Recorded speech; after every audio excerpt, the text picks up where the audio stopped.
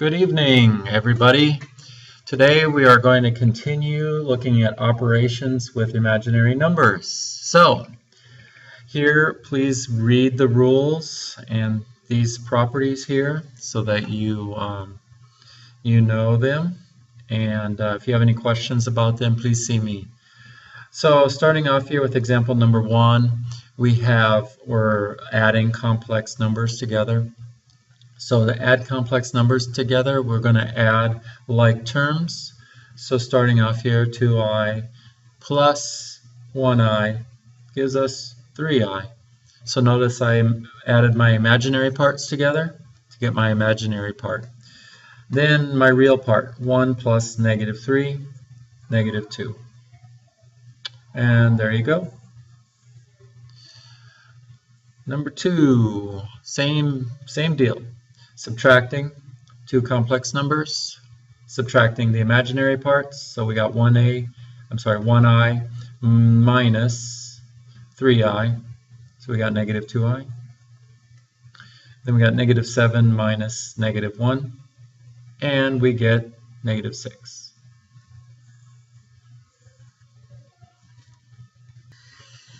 Okay. So we're multiplying complex numbers. So we're going to FOIL. Starting off with our first two terms. So 3i times 2i, we're going to have 6i squared. Okay, doing our outer terms. So 3i times -1i is -3i. Then we're going to do our inner terms. So we're going to have 1 times 2i, which is 2i.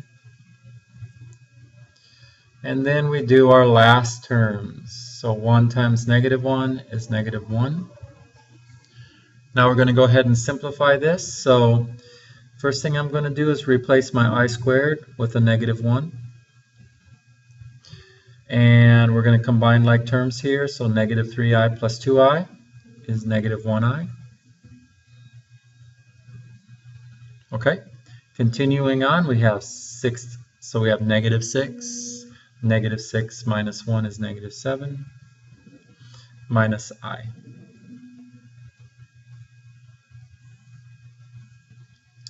Notice complex solution. Complex. Okay, number 4. Here we are squaring a complex number, so we have to expand it out, which a lot of people forget to do. Let that person not be you. And then we FOIL it. I'm going to go ahead and let you FOIL that, and I'll check that tomorrow. Okay, so here we are again. This one's a little bit more complex, so we'll go ahead and FOIL this one together. So we're squaring it. So we have to multiply it times itself.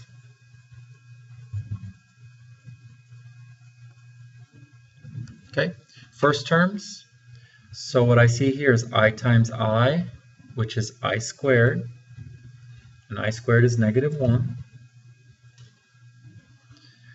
Radical 3 times radical 3 is radical 9. Okay, square root of 9 is 3. So that's going to be my first term. Okay, my outer terms, so I'm going to multiply my I times my 5. I'm going to get 5i. Radical 3 times radical 2 is radical 6. That's my outer. My inner, we have another 5i radical 6. Last terms, 5 times 5 is 25. Square root of 2 and square root of 2 is square root of 4. Square root of 4 is 2.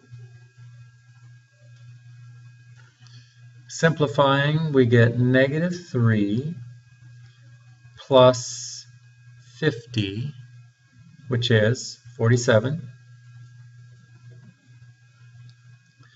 5i radical 6 plus 5i radical 6 is going to be 10i radical 6. And there's our answer.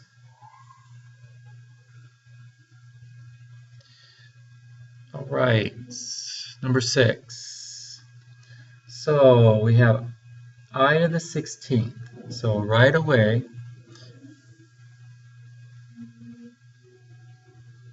there was one. Remember to simplify I to the 8th, A, first if you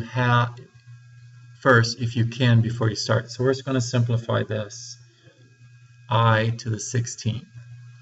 So 4 goes into 16 4 times.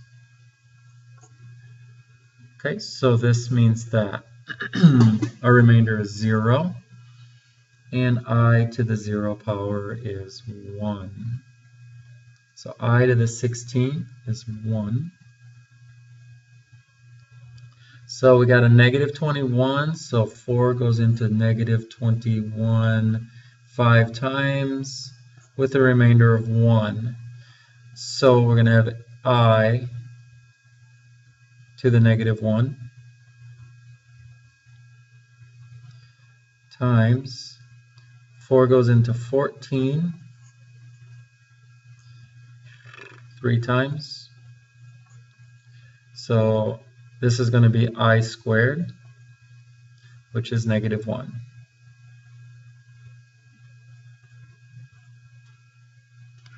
All right, so now in the numerator we have negative 1. And then we move this to the denominator. Remember that when the exponent is negative, you have to move it to the other side of the fraction. So right now all of these numbers are in the numerator. So we would move it down here. And that negative 1 would become a positive 1. But we don't have to write that. We don't want to ever have an answer with a negative exponent. Okay, number 7.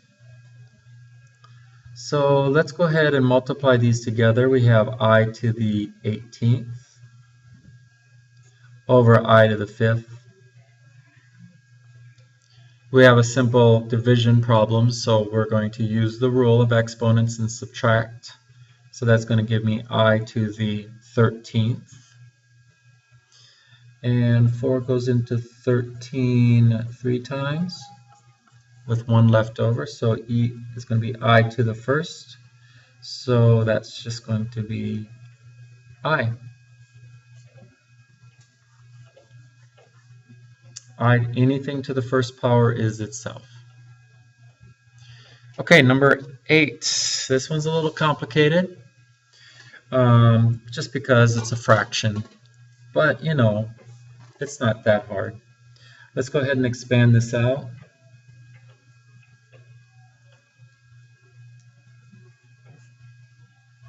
It's squaring, so we're multiplying it times itself.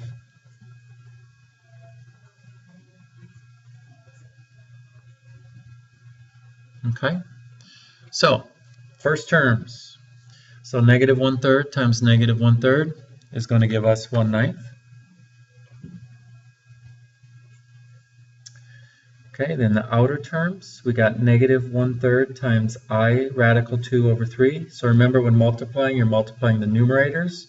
So we're going to have minus 1I radical 2. 3 times 3 is 9.